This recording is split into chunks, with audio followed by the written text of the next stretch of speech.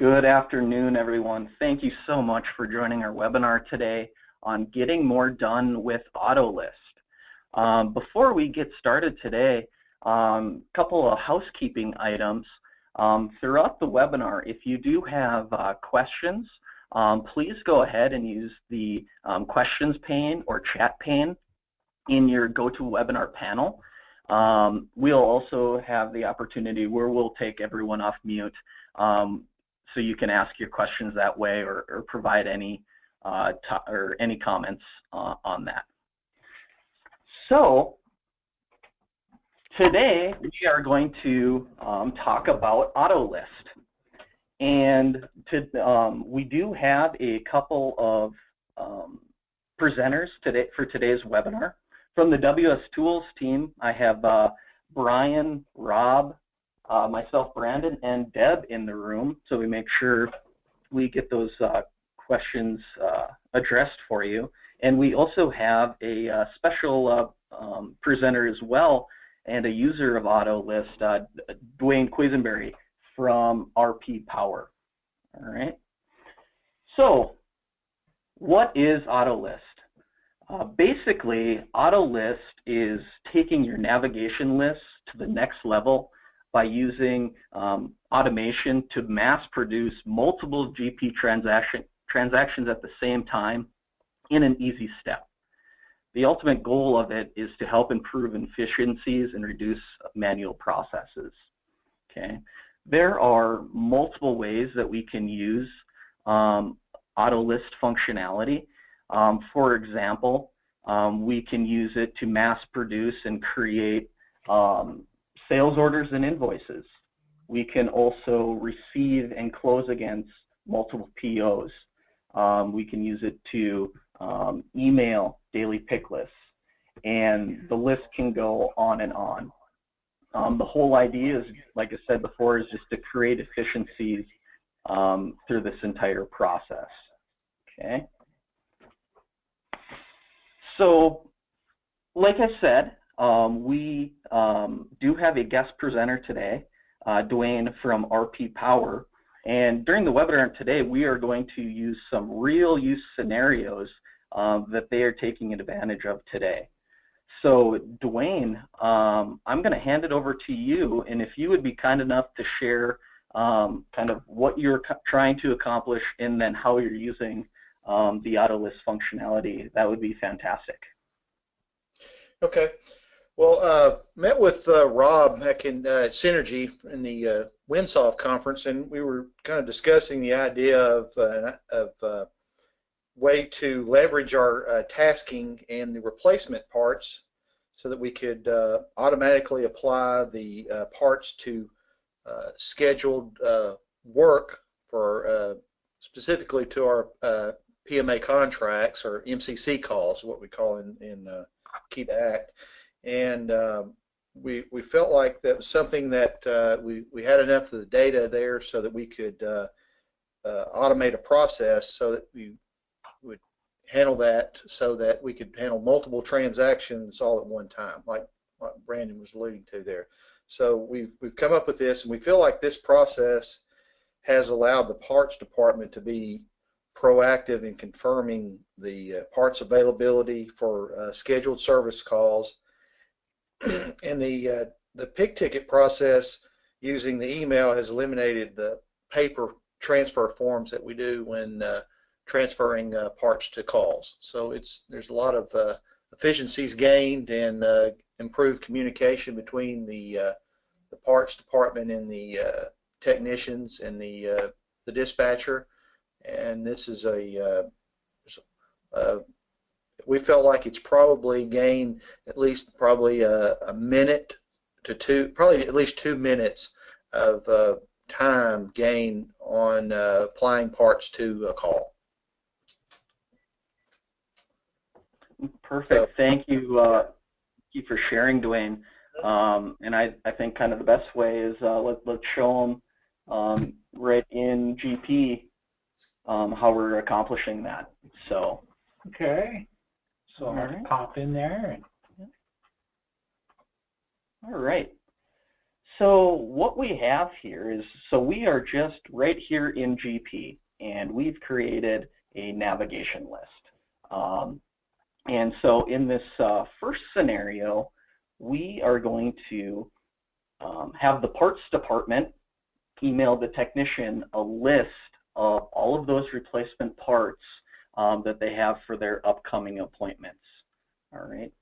So what's really nice when we're right here in this navigation list, we have the records that you can look through that display the data, and we can perform actions against those. All right.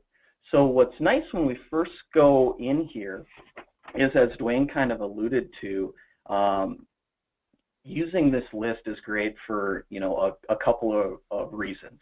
You know, RP Power is able to plan in advance what replacement parts will be needed for the appointments that day.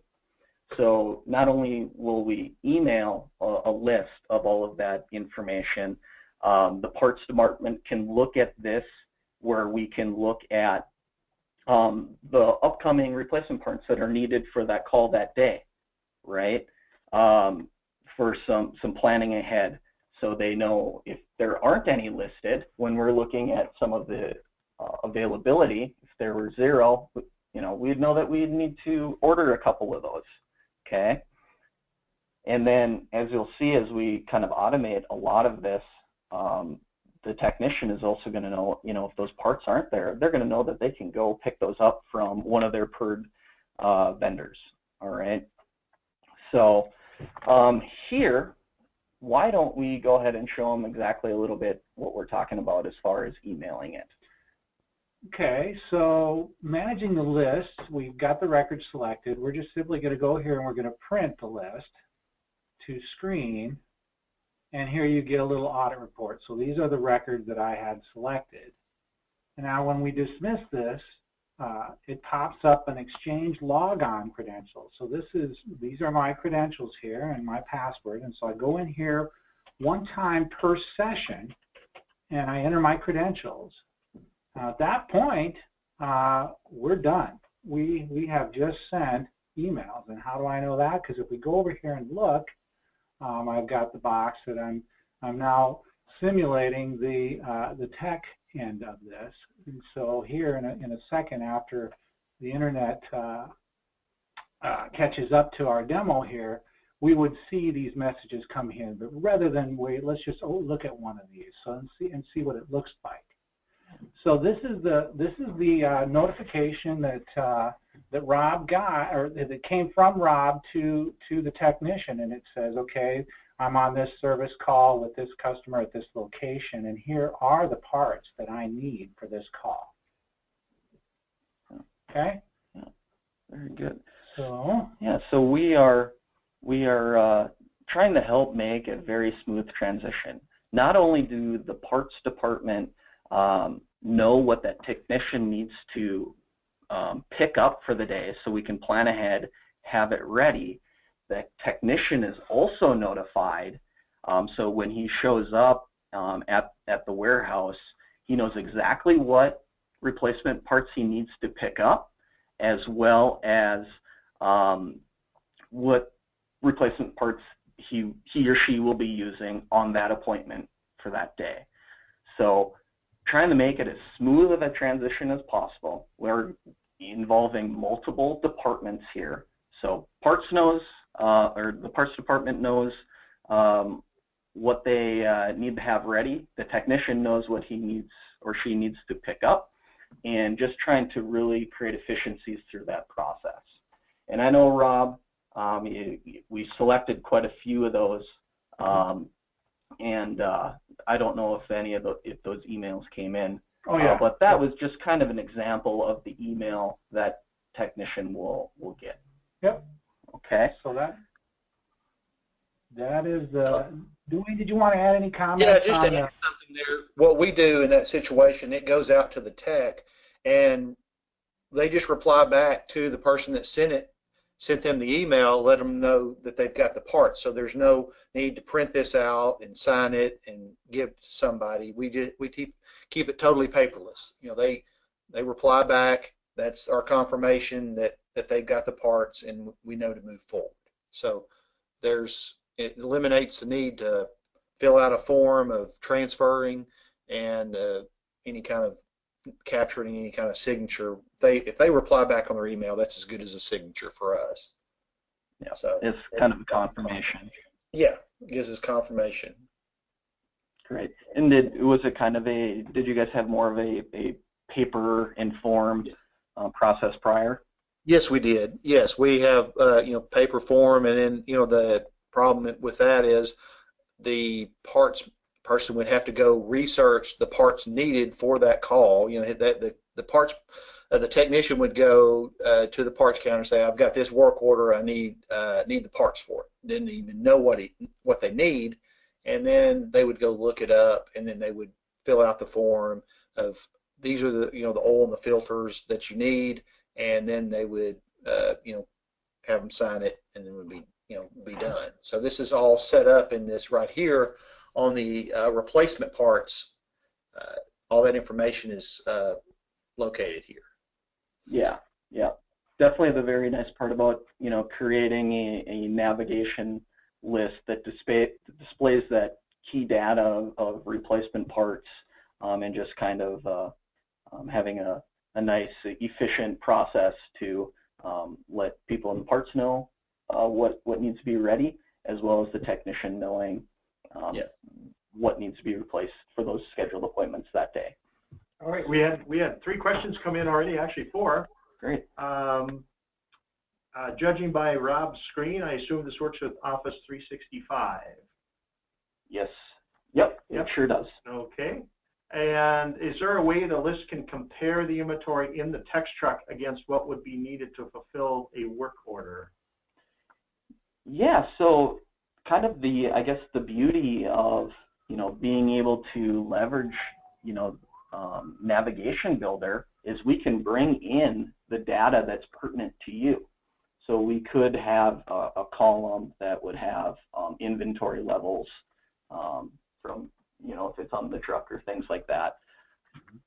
Okay, and this one I believe came from Jeffrey. Looks like he replied back that was answered, but just so everybody knows, is this list populated from the replacement parts section in the equipment card? And I think you already answered that. Yes. Yep. Yeah, Dwayne is leveraging the tasking within Key to Act, and then using those replacement parts as well. So. Okay, that's all the questions for now. And when we answered the first question is does it work on Office 365? The answer is yes, but it doesn't rule out Outlook or on-premise Exchange. So it's not only Office 365. I just wanted to clarify that. Perfect. Thank you. Any more questions? Nope. Good to go. Okay. Well, very good. So let's kind of transition. Make note of here. You'll notice that we have the 4 items we have there are the battery, antifreeze, and the oil and the filters, and we have specific tasks that associate with those items. So, like in the case where we have a battery, that there's a task of a battery even on this particular call, and that's why it will show up. If there is a task of battery and then there's a replacement part in there, that's why it populates. So we have multiple tasks and for these parts, so there's an association there. So you may pull up that one there that we were referring to there, the particular service call, and identify that. Back up to go ahead and exit out of that. Okay, yeah. So 111 or 113. Okay, so bringing that display. Okay, go back to the list.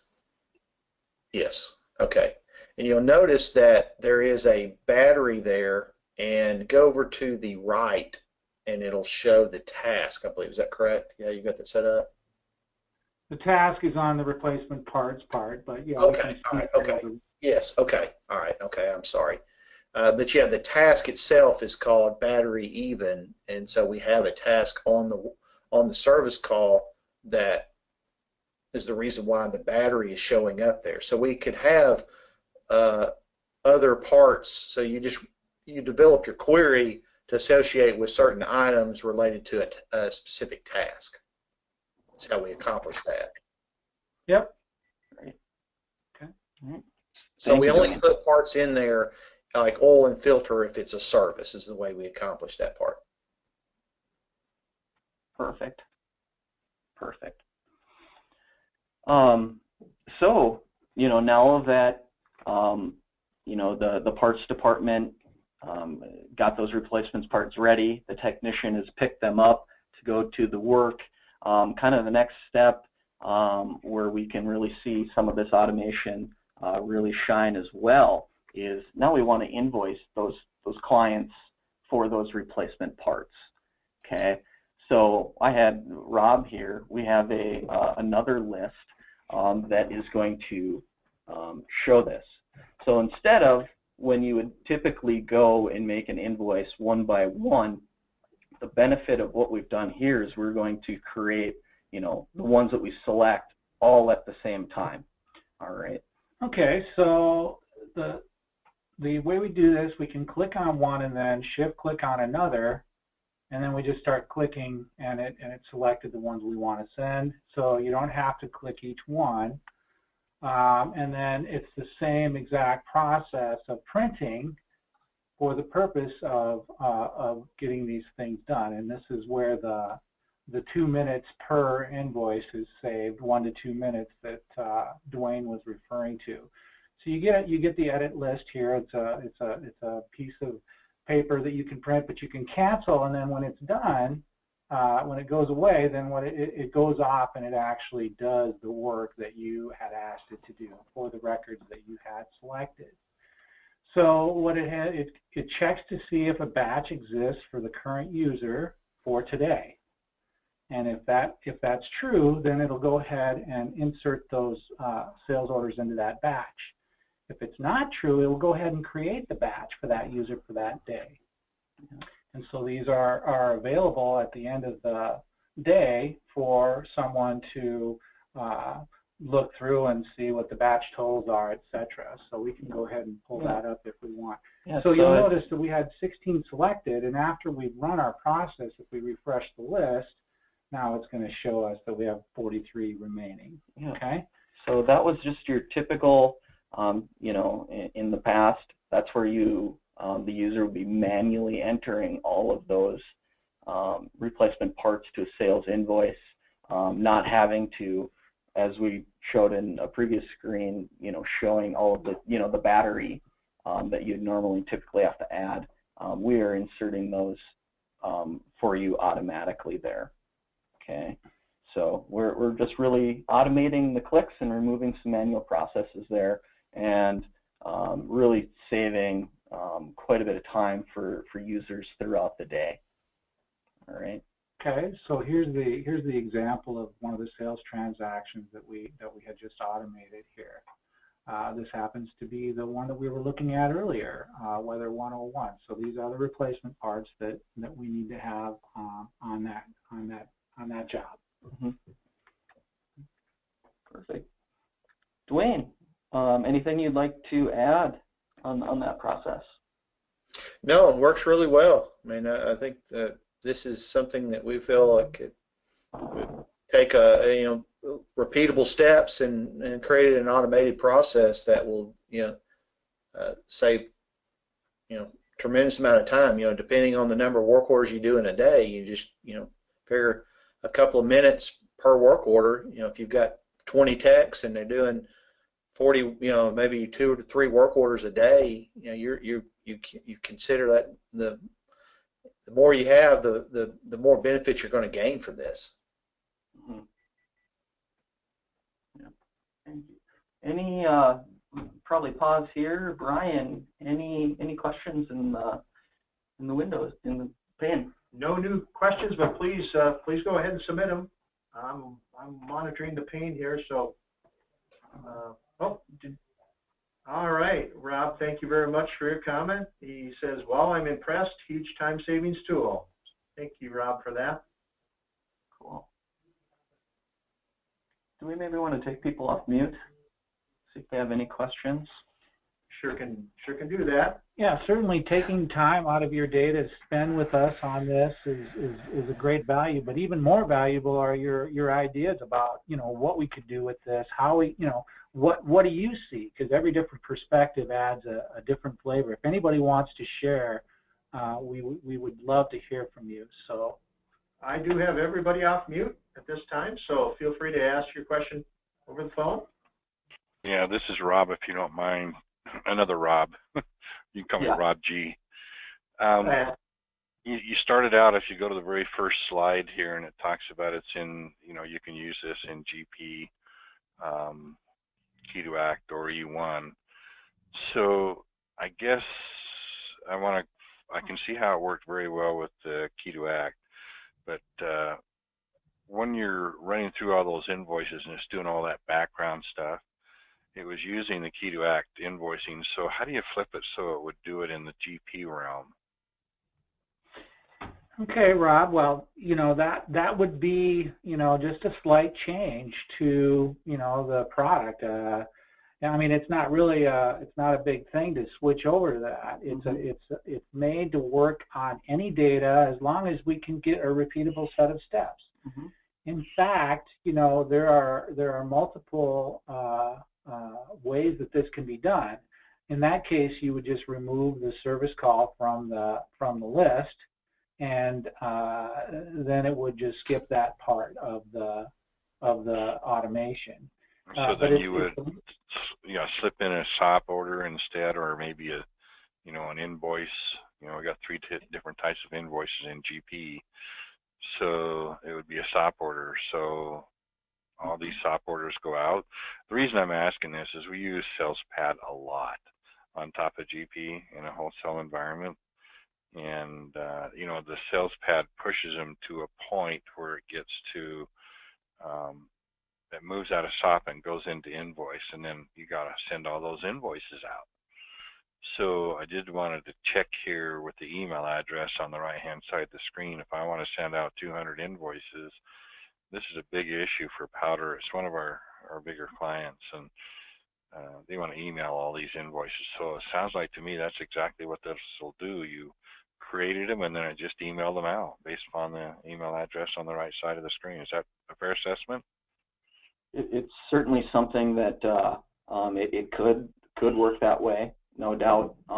Like Rob Wagner here on our side alluded to, is if there's a repeatable step in your example here, we can help through that process with kind of this type of functionality and leverage it in different ways, such as emailing out all those invoices.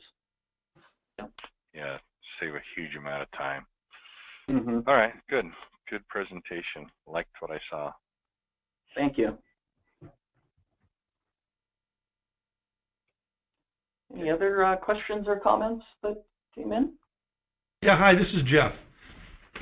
Yeah. Question Jeff. for you. Going back towards the parts and replacement parts, is there functionality to apply repair parts to a work order or to multiple work orders simultaneously?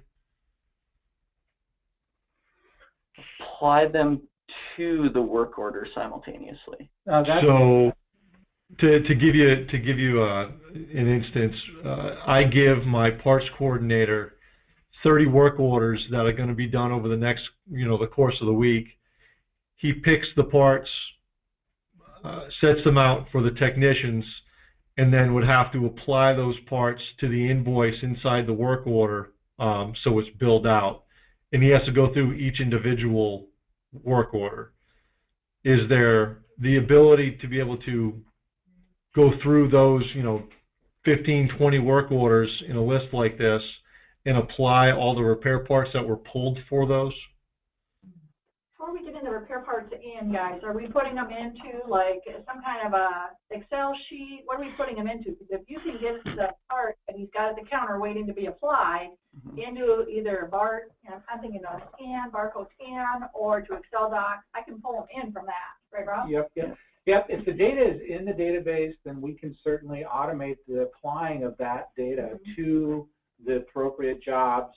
In the case here, that's exactly what we're doing, but we're using the tasking as driving it. Right. And so I'm not sure if the caller is using tasking, but Well, I it's think certainly. I think we maybe need to just drill in a tiny bit more, Brandon, on where would we be accumulating those parts? Those parts how do you know that how do you know those parts are needed for the job? Are they writing them in? Yep. Are they putting them in Multac? Where are we getting them? Mm-hmm. So what we do, say just any given work order, the replacement parts in the replacement parts section of the equipment card will populate on the bottom of the work order, so my parts people know what to pick for that specific job. So they'll pick them, but then they have to be added to the work order, basically applied to the invoice, so they will be billed out with that work order. Does that make sense? Yeah, it sure does. And to be honest with you, we could probably leverage a lot of what we showed here today to help that process of having those added to the work order without having to manually enter them. Yeah, no question. I mean that would be a tremendous time saver, because sometimes there's 50, 60 work orders that are pulled in a given week, and I have one person that dedicates a lot of time going into each work order one at a time and applying those parts keystroke at a time to each work order. Mm-hmm. Yep. Yep. We could. Perfect. So, well, Q, sorry, go ahead. I apologize. Q, are you still on? Yes, I am. Hey, it's Lloyd. How you doing? Hey, Lloyd. So, question for you as it relates to the replacement parts. I saw that you had battery and antifreeze listed on there. Yeah. Do you use subtasking to pull that description field so that it knows which work order to populate, or do you just do it straight through tasking based on how you've got the hierarchy set up? We just use a specific task of like a service. It has just any oil and filters on the replacement parts that are in there, or service tasks. If it's other items, it will like a battery. It has to be the battery task for it to populate a battery part, and so it's keying off of the item description. Yeah. So that's how it works. The task itself drives which items it looks for. That's written in we built the query to search that. Excellent. So really, it's hitting keywords, and it knows. It's a smart process. It just knows what to grab. Yes, yeah. Based on the task, it knows select these items. So you can infinitely add replacement parts if you have a multitude of tasking, and it'll auto-populate whenever you load just by that. Right. So probably the one thing is, like, if you had some kind of filter that wasn't part of the service, you would not want to have it in those replacement parts unless you built the query to exclude certain types of filters or something. You got to have your descriptions. The task and the descriptions got to match up in the query for it to pull those. Got it. Yeah. Perfect.